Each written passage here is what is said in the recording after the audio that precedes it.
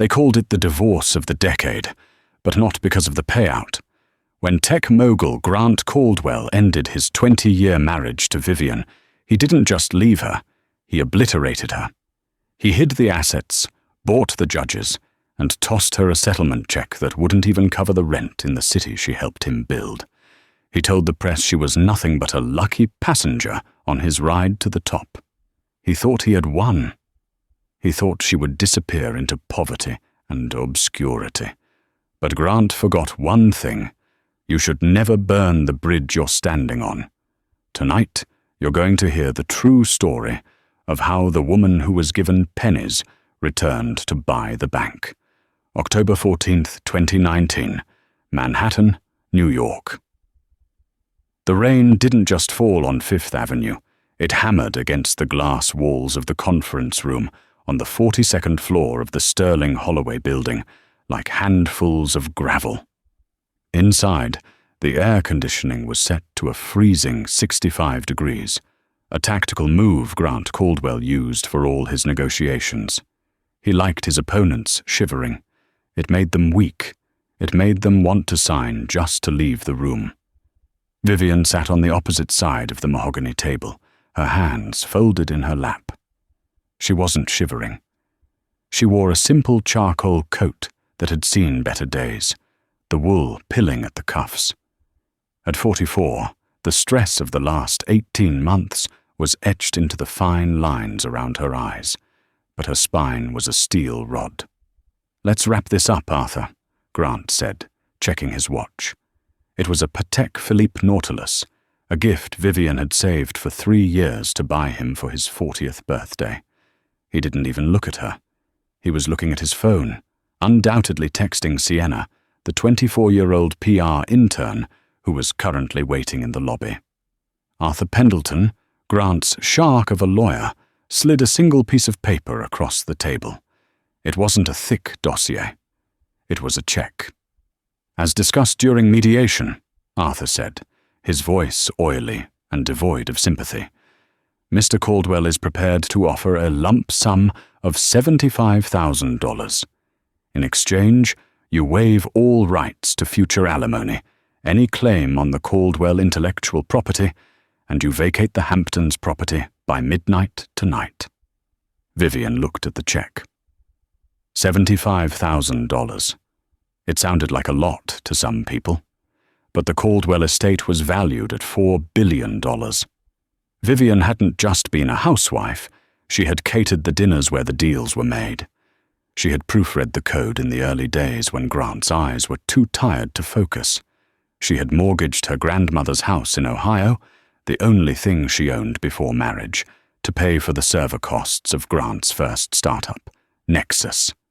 "This is a joke," Vivian's lawyer, a court-appointed junior associate named David, whispered frantically. "Vivian, don't sign this. We can fight the prenup. We can prove coercion." "David," Vivian said softly. Her voice was calm, startlingly so. "He has buried the assets in shell companies in the Caymans. He has 7 lawyers for every 1 hour of your time. If we fight, this drags on for 5 years. I don't have 5 years." She finally looked up at Grant. Grant Caldwell was a handsome man, in the way a statue is handsome, cold, chiseled, and incapable of warmth. He finally looked up from his phone, a smirk playing on his lips. "It's generous, Viv," Grant said, leaning back. "Considering you haven't worked a day in 2 decades. You got to live in my houses, fly on my jets, and wear clothes you could never afford. The ride is over. Take the gas money and go." "Gas money," Vivian repeated. "It's more than you deserve," Grant snapped, his facade of boredom slipping for a second to reveal the cruelty underneath. "You were a burden, Vivian, a dead weight. Nexus succeeded in spite of you, not because of you. Honestly, I'm doing you a favor. Now you can go back to whatever it is people like you do. Clip coupons, watch daytime TV." He reached into his pocket, pulled out 2 copper pennies, and flicked them across the polished mahogany. They spun with a jarring metallic rattle, slowing down to wobble and fall flat right in front of her folded hands. "There," Grant sneered. "A tip, since you're entering the service industry." The room went silent. Even Arthur, the shark, looked away, uncomfortable with the raw malice of the gesture. Vivian stared at the pennies. Lincoln's profile looked up at her, dull and tarnished. Slowly she reached out. Her fingers didn't tremble. She picked up the pennies, feeling the cold metal, and dropped them into her coat pocket. Then she picked up the pen. "Vivian, please," David begged. She signed. The scratch of the pen against the paper was the loudest sound in the room. She stood up. She didn't scream. She didn't throw the water pitcher at him. She didn't cry. She simply picked up her purse. "You're right, Grant," she said. Her voice was barely above a whisper, but it carried to the corners of the room. "The ride is over." "Don't forget your badge on the way out," Grant said, already typing on his phone again. "Security will escort you. Can't have you stealing the staplers." Vivian walked to the elevator. The doors slid open and she stepped in.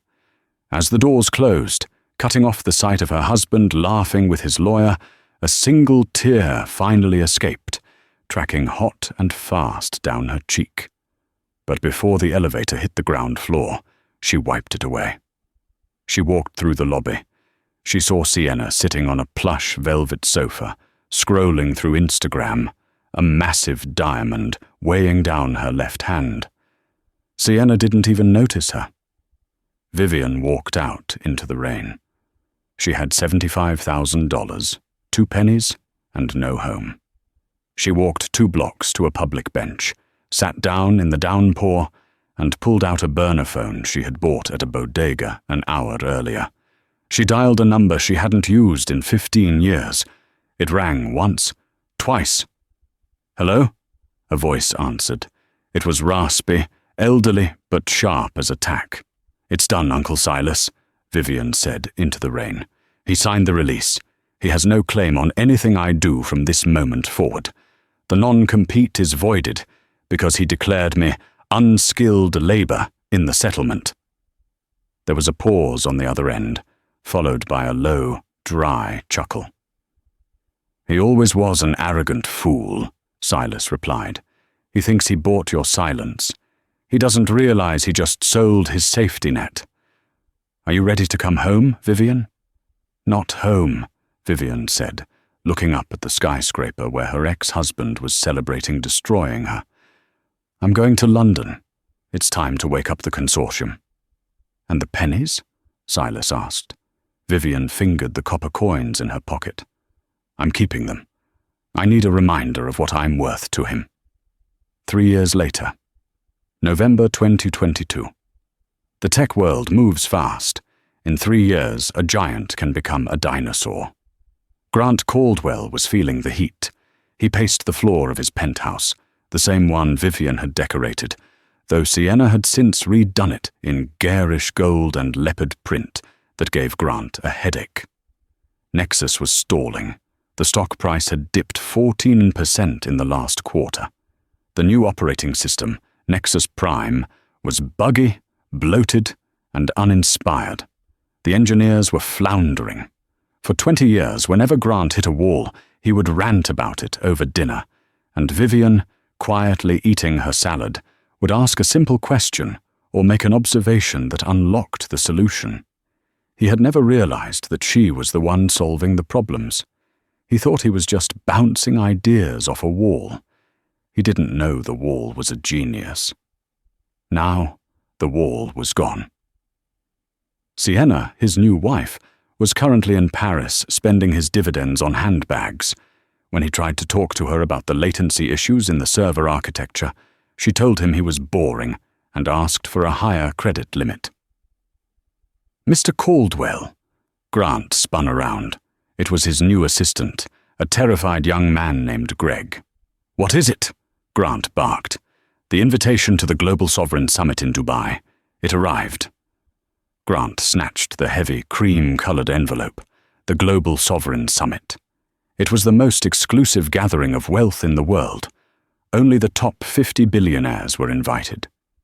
It was where the real deals happened, not on the stock floor, but in the private suites of the Burj Al Arab. Grant needed this. He needed capital. He was bleeding cash trying to prop up his failing new projects. He needed a lifeline. He ripped open the envelope. You are cordially invited to the 2022 Sovereign Summit, hosted by the Aurora Group. Aurora Group? Grant frowned. Who the hell is the Aurora Group? We don't know, sir, Greg stammered.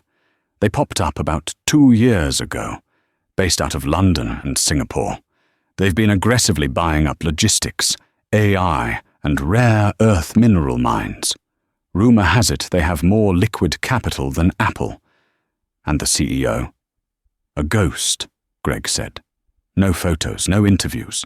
They just go by the initial V in all correspondence. The board refers to the CIO as the architect. Grant scoffed. Probably some Saudi prince or a Russian oligarch trying to be mysterious. Doesn't matter. If they have money, I want it. Book the jet. We're going to Dubai. Meanwhile, in London, the office was quiet. It wasn't the cold, sterile glass box of Grant's New York headquarters. It was a renovated library in Kensington, filled with warm wood, soft lighting, and the smell of old paper mixed with espresso. Vivian stood by the window, watching the London fog roll in. She looked different. The weary, beaten-down woman in the charcoal coat was gone. In her place was a woman who radiated power. Her hair was cut into a sharp, chic bob. She wore a tailored Alexander McQueen suit that fit her like armor. But in her pocket, she still carried the 2 pennies. The RSVP from Caldwell Enterprises just came in, a woman said from the doorway. It was Eleanor, her chief of staff. He's coming. Vivian turned, a small, dangerous smile playing on her lips. Of course he is. He's desperate. I saw the Q3 earnings report. He's leveraged everything on the new VR headset, and the tech isn't working. Because he fired the lead engineer, Eleanor noted. Because he doesn't understand the code, Vivian corrected. He never did. He was the face. I was the syntax. Vivian walked to her desk. It was covered in schematics, not for software but for a hostile takeover. For 3 years, Vivian had worked in the shadows, using the connections of her uncle Silas, a retired investment banker who had been blacklisted by Wall Street for being too ruthless. She had taken her $75,000 and bet it on high-risk currency futures. She turned it into $1 million in 3 months. Then she used that $1 million to seed an AI algorithm she had been writing in her head for a decade. The very algorithm Grant had ignored because he thought it was too complex. She sold the license for the algorithm to the Chinese government for $200 million. From there, the Aurora Group was born. She didn't buy yachts. She didn't buy jewelry. She bought leverage. She bought the companies that supplied Grant's microchips. She bought the shipping lanes that transported his hardware. Slowly, methodically, she had built a noose around her ex-husband's neck, and he didn't even know who was holding the rope. "Are you ready for the reveal?" Eleanor asked. "The press will be there. The world will see you." "I'm not Vivian Caldwell anymore," she said, picking up a tablet. She swiped the screen, approving a transfer of $50 million to finalize the venue in Dubai. Vivian Caldwell was a housewife who got lucky. The woman who walks onto that stage is someone else entirely. "He's going to ask for money," Eleanor warned. "He's going to pitch you." "I know," Vivian said. She reached into her pocket and pulled out the pennies. She placed them on the desk, the copper glinting under the lamp. "And I know exactly what I'm going to offer him." She looked at the date. The summit was in 1 week. "Prepare the jet, Eleanor," Vivian said. and tell the legal team to draft a purchase agreement. Total acquisition of Caldwell Enterprises. And the price? Vivian's eyes were hard as diamonds. Leave it blank for now. I want to negotiate that in person. Dubai, 1 week later. The heat of the desert was oppressive, but inside the ballroom of the Atlantis the Royal, the air was crisp and scented with jasmine. The room was filled with the kings of industry. Tech billionaires, oil tycoons, media moguls. They swirled around, clutching champagne flutes, eyeing each other with suspicion and greed. Grant Caldwell walked in, looking like he owned the place, though his internal panic was rising. His credit line was maxed out. If he didn't secure an investor tonight, he wouldn't be able to make payroll next month. Relax, he muttered to himself. You're Grant Caldwell. You built Nexus. You can charm a check out of anyone. He scanned the room for the architect. He expected a man, probably older, maybe in a wheelchair, definitely someone reclusive. The lights dimmed. A hush fell over the crowd. A spotlight hit the center stage. A voice boomed over the speakers. Ladies and gentlemen, distinguished guests, please welcome the founder and CEO of the Aurora Group, the architect. The heavy velvet curtains parted. There was no wheelchair. There was no old man. A woman walked out. She was wearing a gown of midnight blue silk that seemed to shimmer like oil on water. She wore diamonds around her neck that were worth more than Grant's entire current liquidity. She walked with a stride that commanded the room, head high, eyes sweeping the crowd with terrifying confidence. Grant dropped his champagne glass. It shattered on the marble floor. But nobody looked at him. They were all looking at her. He squinted. It couldn't be. The hair was different. The posture was different. The energy was unrecognizable. But he knew those eyes. He had looked into them for 20 years and seen nothing but adoration. Now, looking at them projected on the giant screens behind her, he saw only judgment. "Vivian," he whispered, his voice cracking. The woman on stage tapped the microphone. The sound echoed like a gunshot. "Good evening," Vivian said, her voice smooth, rich, and dripping with authority. "I am Vivian Moore, and I am here to buy the future." The crowd erupted in applause. Grant stood frozen, the shards of glass around his shoes, as his ex-wife, the woman he gave pennies to, looked down from the stage. And for a split second, her eyes locked with his. She didn't smile. She just raised an eyebrow, as if surprised to see the help allowed indoors. The game had begun. The applause died down, but the murmurs in the ballroom of the Atlantis. The Royal grew into a roar. Every eye was fixed on Vivian Moore, the enigma who had just unmasked herself. But Grant Caldwell wasn't looking at the billionaire. He was looking at his ex-wife. His brain was misfiring.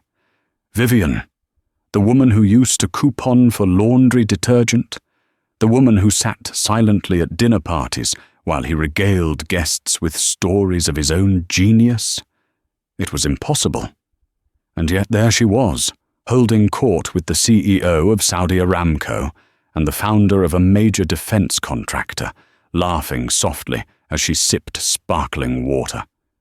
"Mr. Caldwell, you're bleeding," a waiter whispered, gesturing to Grant's hand. Grant looked down. He was gripping the stem of his broken champagne flute so hard it had sliced his palm. He wrapped a silk handkerchief around the wound, not feeling the pain. He only felt the cold, sinking dread in his stomach. "Greg," Grant hissed into his phone. "Get me a meeting with her. Now." "Sir, I'm trying," Greg's voice squeaked over the line. "Her security detail is intense. It's former Mossad. They won't let anyone within 20 feet without pre-clearance." "I don't need clearance. I'm her husband." "Ex-husband, sir." "And? Well, I checked the guest list. You're seated at table 42, by the kitchen. She's at table 1. Grant hung up, his face flushing with humiliation. Table 42, the has-beens and wannabes table. He watched her circulate the room. She was magnetic. He noticed she wasn't wearing a wedding ring. She wasn't wearing any jewelry he recognized. Every piece was new, sharp, modern. She looked like a weapon sheathed in silk. He had to get to her. Nexus was weeks away from insolvency. If the shareholders found out the new VR headset caused motion sickness in 40% of users, the stock would hit zero. He needed a cash injection, and he needed it yesterday. If Vivian had money, Aurora Group money, he could manipulate her. He knew her buttons. She was soft. She was sentimental. She had cried when he forgot their anniversary. He just needed to get her alone, remind her of the good years, apologize a little, and she would fold. He straightened his tuxedo jacket, smoothed his hair, and marched toward the VIP section. A massive man in a black suit stepped in his path. "Invitation only, sir." "Do you know who I am?" Grant snarled. "I'm Grant Caldwell. And that woman," he pointed a shaking finger at Vivian, "is my wife." Vivian turned. She must have heard the commotion. She excused herself from the conversation with the German Chancellor and glided over. She didn't look angry. She looked amused. "It's all right, Jonas," she said to the guard. Her voice was like cool water. Grant stepped past the guard, puffing his chest out. He put on his best smile, the one that had charmed venture capitalists for 2 decades. "Viv," he said, dropping his voice to a husky, intimate register. "You look incredible. I almost didn't recognize you." Vivian looked at him. She didn't smile back. Her gaze started at his hairline, went down to his scuffed shoes, and back up to his eyes. It was a clinical assessment, like an entomologist looking at a beetle. "Hello, Grant," she said. "I see you're still wearing the same cologne, Oud Wood. A bit heavy for the desert, don't you think?" "I didn't come here to talk about fragrance," Grant said, stepping closer. "Vivian, what is this? The Aurora Group? You? How? You didn't know an asset sheet from a grocery list." "I knew enough to sign the one you gave me," she replied calmly. $75,000. It went a long way. Grant laughed nervously. "Look, Viv, I know things ended poorly. I was under a lot of pressure. The lawyers, the board. You know how it gets. But seeing you here, it proves I was right. I pushed you to find your potential. I set you free." It was a masterclass in gaslighting. Vivian stared at him, and for a second, Grant thought he had her. Then she laughed. It wasn't a bitter laugh. It was a genuine, delightful laugh. "Oh, Grant," she said, shaking her head. "You truly are a marvel of narcissism. You think you're the hero of my story? You're not even the villain anymore. You're just a plot device." She checked her watch, a diamond-encrusted Cartier crash. "I have a dinner meeting with the Minister of Finance, but—" she paused, seeing the desperation in his eyes. "My schedule has an opening tomorrow morning at 8 a.m. Breakfast in my suite, the Royal Penthouse." "Breakfast," Grant said, relief washing over him. "Just us?" "Just us," Vivian nodded. "Bring your pitch deck for Nexus. I hear you're looking for capital." Yes. Yes, I am." "Good," Vivian said, her eyes gleaming with a strange light. "Then come sell me on why I shouldn't let your company die." She turned and walked away. Grant watched her go, his heart pounding. He had an in. He would charm her over coffee, show her the projections, the doctored ones, and get the check. He would get the money, and then, once he was back on top, he would destroy her for embarrassing him like this. He didn't notice that, as Vivian walked away, she took a sip of her champagne and whispered to her assistant, "Eleanor." He took the bait. Prepare the kill room.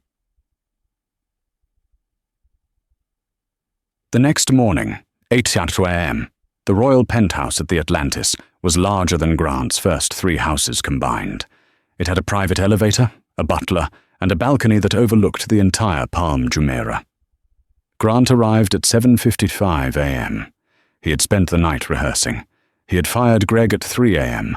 because the coffee wasn't hot enough, just to relieve some stress. He was ready. The butler escorted him to the terrace. Vivian was sitting at a glass table, wearing a crisp white power suit. She was reading the Financial Times. A breakfast spread was laid out: croissants, fruit, smoked salmon, but she hadn't touched it. "Sit," she said, not looking up from the paper. Grant sat. He placed his leather portfolio on the table. "Coffee?" she offered. "Black. 2 sugars." "I know," she said. She poured it herself. The domestic gesture gave him confidence. She still remembered. "Vivian, thank you for seeing me," Grant started, engaging his visionary CEO mode. "I've been thinking a lot about us, about the past. But today, I want to talk about the future. Nexus is on the verge of a breakthrough. Nexus Prime isn't just an OS, it's a cognitive ecosystem. We're integrating quantum computing elements into the consumer interface." He paused for effect. This was usually where investors nodded and looked impressed by the buzzwords. Vivian finally put down the paper. She looked at him with bored eyes. "Stop," she said. "Excuse me." "Stop lying, Grant. Quantum computing elements? You're running a standard Linux kernel with a heavy skin. Your latency is 200 milliseconds, which makes the VR headset unusable for gaming. You fired your lead back-end dev, Sarah, because she told you the architecture couldn't handle the load, and you're currently being investigated by the SEC for inflating your subscriber numbers." Grant froze. The coffee cup stopped halfway to his mouth. How do you know that?" "I told you," Vivian said, leaning back. "I'm the architect. I don't invest in guesses, I invest in data. And the data says Nexus is a corpse walking." Grant slammed the cup down. Coffee sloshed onto the white tablecloth. "You're spying on me?" "I'm doing due diligence," she corrected. "You want my money? Then let's talk real numbers. You have $40 million in debt maturing next month. Your personal assets are leveraged to the hilt to pay for the divorce settlement legal fees and your new wife's shopping addiction. Speaking of Sienna, how is she? I heard she crashed the Ferrari I bought you." Grant's face turned purple. "Leave Sienna out of this. You want to talk business? Fine. Nexus is worth $2 billion. I'm willing to offer you 10% equity for $200 million. That's a friends and family discount." Vivian stared at him. Then she reached into her purse. She pulled out a penny. She placed it on the glass table. "I'll buy it," she said. "All of it. For this." Grant stared at the copper coin. The Lincoln head seemed to mock him. "Is this a joke?" he whispered. "No," Vivian said, her voice turning hard. "This is the market value of your leadership, Grant. You built that company on my back. I wrote the code for the original compression algorithm, the one you patented in your name. I managed the books. I kept the staff from quitting every time you had a tantrum. And when you were done with me, you threw me away like garbage." "I gave you a settlement," Grant shouted, standing up. "You gave me pennies." Vivian stood up too, and she was taller in her heels. She loomed over him. "And now, I'm returning the investment. Here is the reality, Grant. I don't need to buy Nexus to own it. I already own it." Grant blinked. "What?" "Who do you think bought your debt?" Vivian asked softly. "When Bank of America offloaded your toxic loans 3 months ago, who do you think picked them up? The Aurora Group." Grant felt the blood drain from his face. He swayed slightly. "If she owned the debt, She could call it in at any time. She could foreclose on the company. She could seize his shares. You can't, he stammered. There are covenants, grace periods. There were, Vivian said, sliding a folder across the table. But you missed a payment last Tuesday. A clerical error, I'm sure, probably because you fired your CFO. But that missed payment triggered a default clause. I can seize the collateral immediately. She opened the folder. It was a foreclosure notice. The collateral, Vivian read, being the intellectual property of Nexus Corp and the personal real estate holdings of Grant Caldwell. Grant fell back into his chair. He was ruined. He wasn't just broke. He was obliterated. He looked at the woman he had underestimated for 20 years. He saw the intelligence he had ignored, the strength he had mistaken for weakness. Why? He whispered. Why go to these lengths? You have billions. Why destroy me? Vivian walked to the edge of the balcony. She looked out at the glittering skyline of Dubai. Because you didn't just break my heart, Grant. You tried to break my spirit. You told me I was nothing. You told the world I was a passenger. She turned back to him, her silhouette framed by the sun. I needed to show you who was driving the car. She walked back to the table and tapped the penny. But I'm not cruel, she said. I'm not you. I have a counteroffer. Grant looked up, hope flickering in his eyes like a dying candle. What? I won't foreclose, Vivian said. I will restructure the debt. I will inject the capital to save Nexus. I will fix the code myself. The company will survive. Okay, Grant breathed. Okay, what do you want? 51%? Controlling interest? No, Vivian said. I want 100%. I want you to resign as CEO effective immediately. You will retain a 5% non-voting stake, so you can keep your country club membership and pay for Sienna's purses. But you will have no power, no office, no voice. You want me to give you my company? Grant spat. I'd rather burn it to the ground. If you burn it, Vivian said coldly, I will sue you for fiduciary negligence. I will take the Hamptons house. I will take the penthouse. I will take the watch off your wrist. You will end up in a studio apartment in Queens, Grant. And Sienna? How long do you think she'll stay when the credit cards stop working? It was a checkmate, a brutal, total victory. Grant looked at the foreclosure papers. He looked at the penny. He looked at Vivian. He realized with a sickening jolt that he had never known her at all. Where do I sign? He rasped. Vivian slid a gold pen across the table. Right there, next to the smudge. Grant signed. His hand shook. He signed away his life's work, his legacy, his identity. When he was done, Vivian picked up the papers and the pen. She didn't offer a handshake. Get out of my suite, she said. You have a flight to catch. Economy class. I cancelled the private jet. Grant stood up. He felt light, hollow. He walked to the door, a broken man. But just as he reached the handle, he turned back. Vivian, he said, do you feel better? Is it enough? Vivian looked at the penny still sitting on the table. She picked it up and flipped it into the air.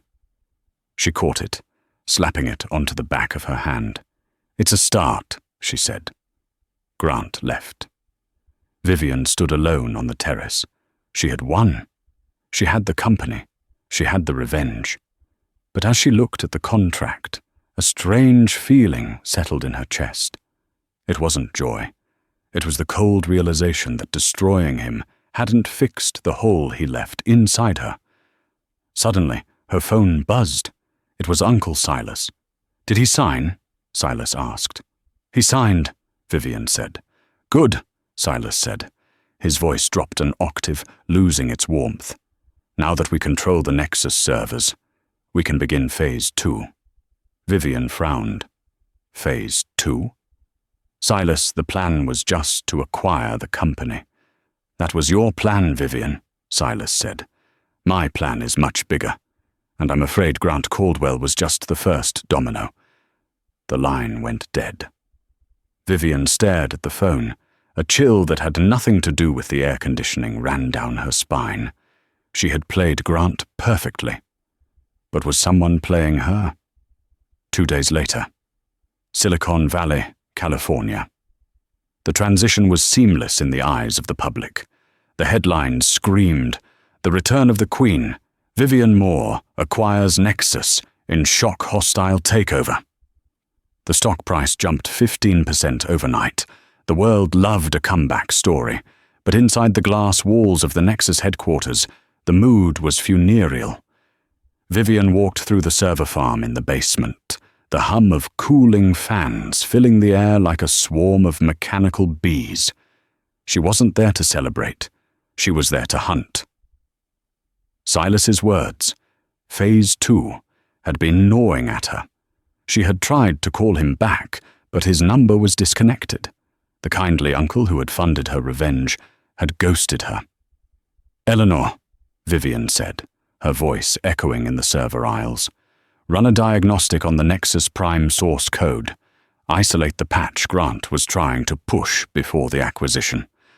Eleanor, typing furiously on a laptop balanced on a server rack, frowned.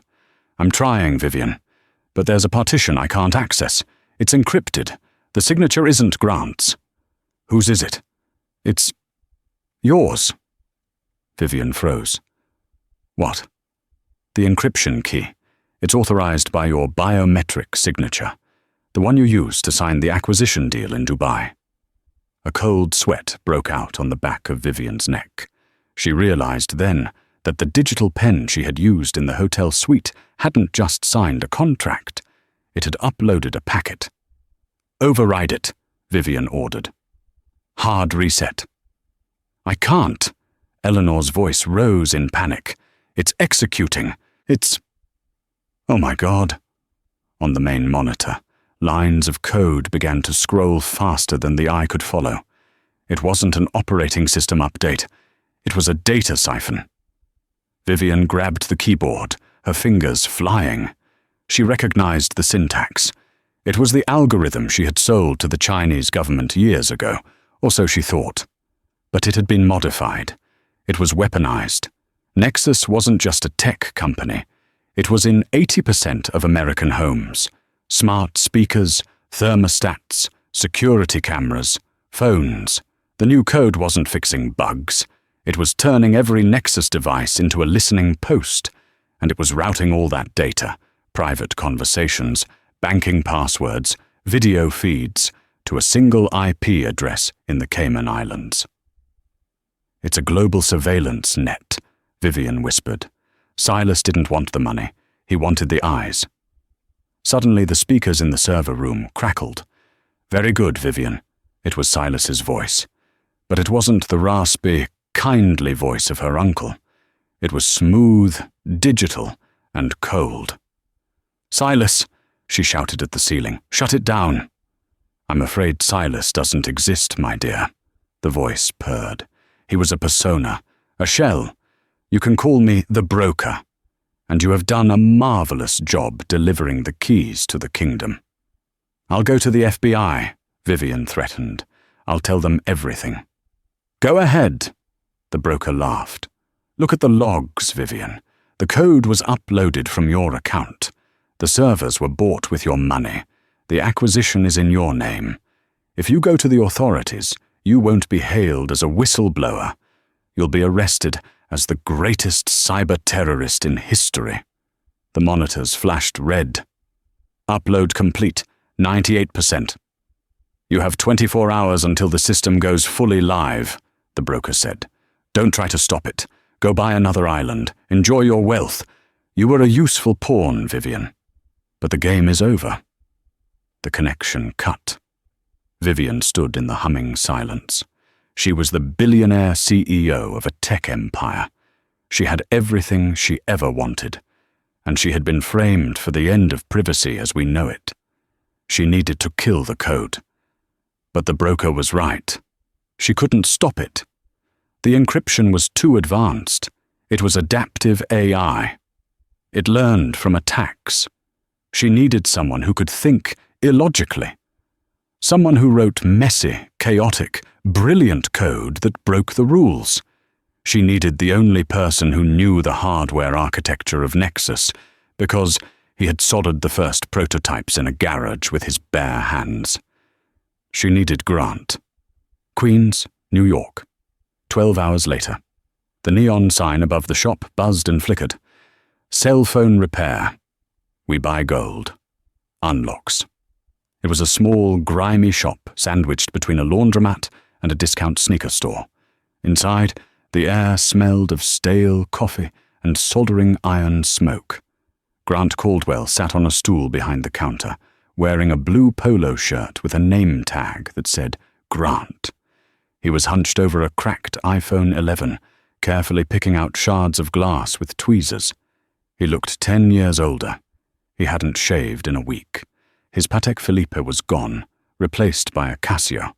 Sienna had left him the day the news of the takeover broke, taking the last of the liquid cash and the dog. "Hey, buddy," a customer shouted, banging on the glass counter. "Is my screen fixed yet? I got places to be." "Almost done," Grant muttered, not looking up. "The digitizer was damaged. I had to bypass the ribbon cable.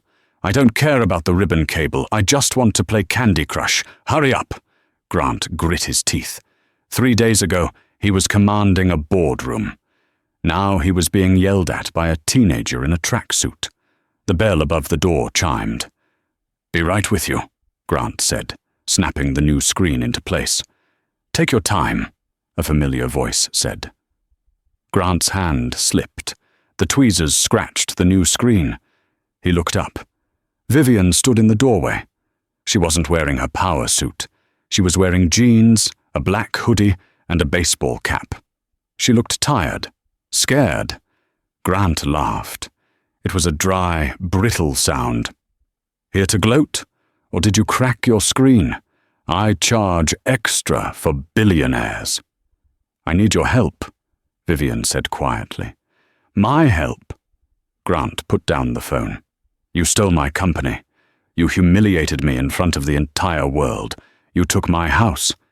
And you want my help?" "I didn't steal it," Vivian said, walking to the counter. "I was used, just like you." "Cry me a river," Grant spat. "Get out, Vivian, before I call the cops and tell them you're trespassing." Vivian reached into her pocket. Grant flinched, expecting another penny. Instead, she pulled out a flash drive. She slammed it onto the glass counter. "Look at the code, Grant." "I don't care about the code." "It's Nexus Prime," she said urgently. "But it's got a parasite attached to it. Someone injected a surveillance worm into the kernel level. It goes live in 12 hours. If it does, every camera and microphone in the world becomes a spy for a shadow organization called the Consortium." Grant stared at the flash drive. The tech geek in him twitched. "So?" he said, crossing his arms. "Let it burn. You own it now. It's your problem. I hope you rot in prison." Vivian looked him in the eye. "Remember the first server we built?" Grant blinked. "What?" "The one in the garage," Vivian said. 1999.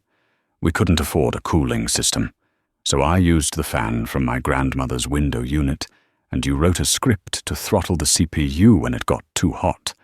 You called it the heartbeat. Grant's expression softened, just a fraction. "Yeah, it worked." "The worm," Vivian said, her voice trembling. "It's using the heartbeat protocol to hide itself. It's hiding inside the thermal regulation code, the code you wrote, Grant, because it's the only part of the system that never gets audited." Grant went pale. That's impossible. That code is 20 years old. It's legacy junk." "They knew you wouldn't check it," Vivian said. "They knew you were too arrogant to think your old work needed fixing. They used your ego as a back door." Grant grabbed the flash drive. He shoved the customer's phone aside and plugged the drive into his battered laptop. He typed. Lines of green text reflected in his eyes. He stopped. He swore loudly. "You see it?" Vivian asked. "It's brilliant," Grant whispered, horrified.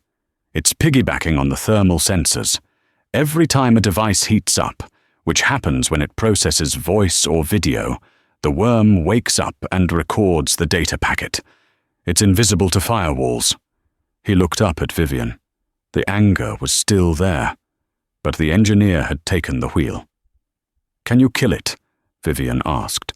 "Not from the outside," Grant said, shaking his head. "It's self-replicating. If we try to delete it, it will just jump to another sector. It's like trying to catch smoke." "Then how?" Grant looked at the blinking cursor. A slow, dangerous smile spread across his face. The first real smile Vivian had seen in years. "We don't delete it," Grant said. "We overheat it. We force every Nexus device in the world to run a high-intensity process simultaneously. We trigger a thermal event. The worm is designed to ride the heat, but if we push the heat past the safety limits, we fry the worm," Vivian finished. "And the devices," Grant added. "Vivian, if we do this, we're going to brick 200 million phones and smart homes. Every Nexus device will self-destruct. The company will be liable for billions in damages. Nexus will be destroyed permanently." Vivian didn't hesitate. "Do it." Grant looked at her, searching for the trap. "You just spent billions to buy this company. You're going to burn it down?" "I'd rather be poor than a puppet," Vivian said. "Are you in?" Grant looked around his dingy shop. He looked at the woman who had destroyed him, offering him the match to burn down the empire they had built together. It was poetic. It was insane. "I need a better computer," Grant said, standing up. "And a Red Bull." "I have a jet waiting at JFK," Vivian said. "We have to do this from the mainframe in California. We have 10 hours. Grant hopped over the counter. He grabbed his jacket. "Hey!" the customer yelled. "What about my phone?" Grant tossed the guy the half-fixed iPhone. "Keep it. It's about to melt anyway." He walked to the door, then paused and looked back at Vivian. "One condition," Grant said. "Name it. When this is over, you admit that I was the better coder." Vivian rolled her eyes, but she smiled. "Get in the car, Grant." 3 hours later, Nexus headquarters, Silicon Valley. The glass tower of Nexus HQ was silent, towering over the campus like a tombstone. It was 2:00 a.m. on the west coast. The only light came from the red blinking LEDs of the security perimeter. Vivian and Grant burst through the service entrance, breathless. They had flown commercial on the last leg to avoid tracking, rented a beat-up sedan, and sprinted the last mile. They reached the main control room doors. Vivian swiped her keycard. The light turned red. "Access denied." "They locked me out," Vivian cursed, swiping again. "The broker knows we're here." "Stand back," Grant said. He pulled a heavy fire extinguisher from the wall mount. "Grant, that's reinforced ballistic glass." Crunch. Grant didn't hit the glass.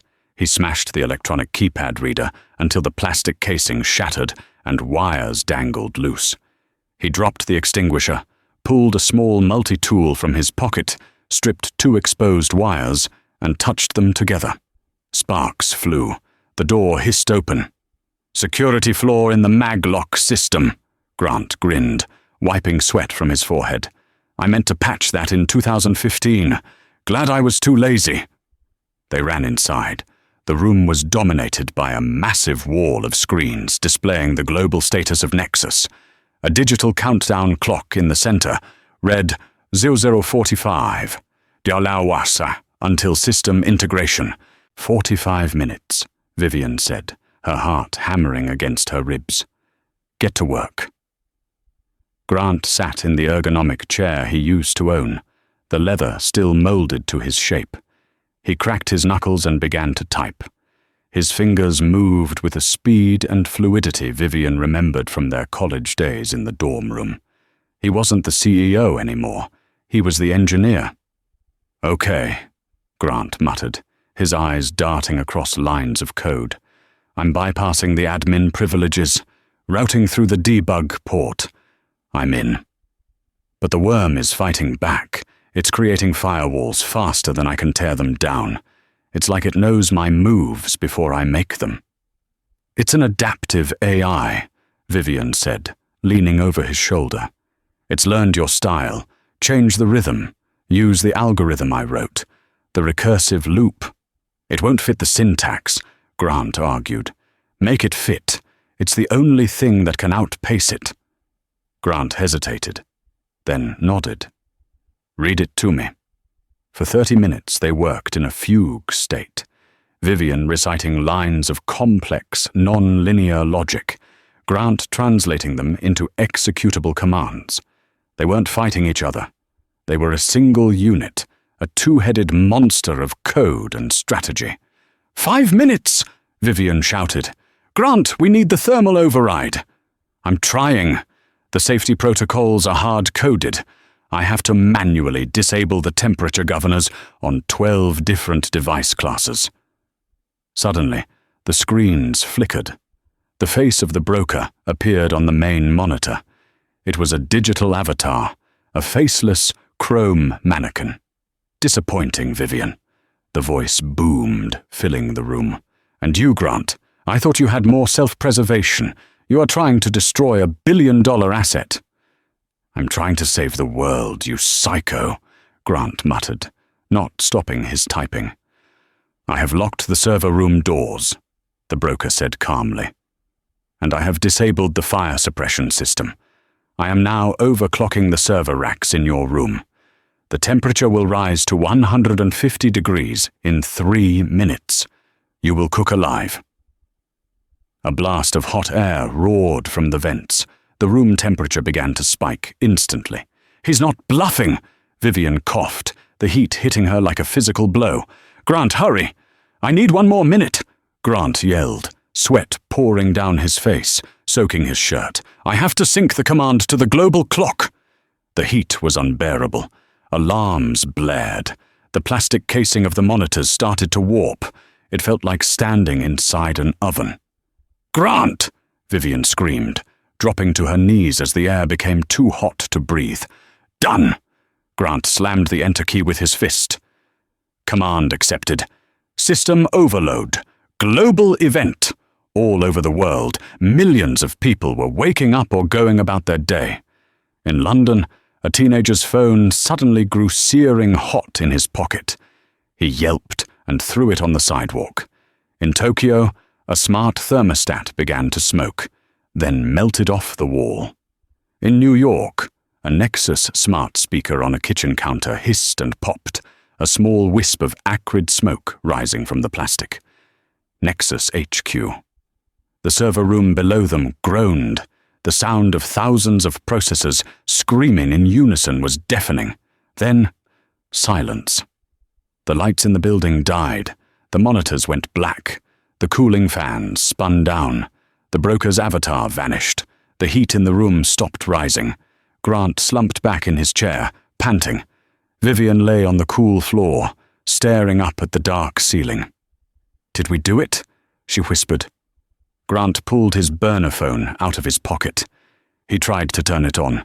The screen stayed black. "My phone is dead," he wheezed. "Your watch?" Vivian checked her smartwatch. "Dead." "We did it!" Grant laughed, a sound of pure exhaustion. "We just bricked the planet. The worm is dead. So is Nexus." The emergency lights flickered on, bathing the room in a dull red glow. The door hissed open. Security guards, real ones this time, followed by a SWAT team, rushed in with flashlights blinding them. "Hands in the air. Get on the ground." Grant and Vivian slowly raised their hands. Grant looked at Vivian. Her face was streaked with soot and sweat. She looked like a mess. and for the first time in 20 years, Grant thought she looked beautiful. "Hey," Grant said, as the officers grabbed his arms. "That code, the recursive loop, it was elegant." Vivian smiled, even as the cuffs clicked around her wrists. "I know. I told you that in 2004. 6 months later. The fallout was historic. The destruction of Nexus devices led to the largest class-action lawsuit in history. The company filed for bankruptcy. The stock went to zero. The Aurora Group lost billions in the collapse. But the investigation revealed the truth. The FBI found the traces of the worm in the fried servers. They traced the signal back to the consortium. Arrests were made in high places: senators, bankers, tech moguls. The broker was never found, but his network was dismantled. Vivian and Grant were hailed as heroes by some, and reckless vigilantes by others. They avoided prison time thanks to a plea deal where they agreed to help the government build a new, unhackable cyber infrastructure. A coffee shop in Seattle. Vivian sat at a small table by the window, nursing a latte. She wasn't wearing Alexander McQueen. She wore a simple cream sweater and jeans. She wasn't a billionaire anymore. Most of her assets had been seized or used to pay settlements. She was comfortable, but she was normal. The bell above the door chimed. Grant walked in. He looked healthy. He had shaved. He was working as a consultant for a university. He wasn't rich, but he wasn't fixing screens in Queens either. He sat down opposite her. "You look good," he said. "So do you," she replied. "I saw the news," Grant said. "You donated the last of the patent money to a coding camp for girls. You're officially broke." "I didn't need it," Vivian shrugged. "I'm starting something new, a small firm. Ethical AI. No surveillance. No back doors." "Need a CTO?" Grant asked. Vivian laughed. "I can't afford you, Grant. I have a startup budget. I can barely afford the Wi-Fi." "I'm not expensive," Grant said. He reached into his pocket. He pulled out 2 pennies. He slid them across the table. They were the same 2 pennies he had thrown at her 3 years ago. Or maybe they were new ones. It didn't matter. "I have my own capital," he said, a genuine smile in his eyes. "And I have a lot of free time. Plus, I miss the person who fixes my syntax." Vivian looked at the pennies, the symbol of their divorce, their war, and now, their peace. She picked one up and flipped it. "Heads, you're hired," she said. "Tails, you buy the coffee." The coin spun in the air, catching the light, suspended in the moment between the past and the future. Vivian caught it and slapped it onto the back of her hand. She peeked under her palm. She smiled. "Grab an apron, Grant. We have work to do." And that is how Vivian Moore and Grant Caldwell went from a power couple to bitter enemies, to the saviors of the digital world. They lost a fortune, but they found something much more valuable: respect. Sometimes you have to burn the whole house down to realize that the foundation is the only thing that matters. What would you have done in Vivian's shoes? Would you have taken the pennies and walked away? Or would you have fought back? And do you think Grant deserved redemption? Let me know in the comments below. If you enjoyed this story of revenge, redemption, and high-stakes tech warfare, please smash that like button, share this video with a friend who needs some motivation, and subscribe for more incredible stories. Thanks for watching.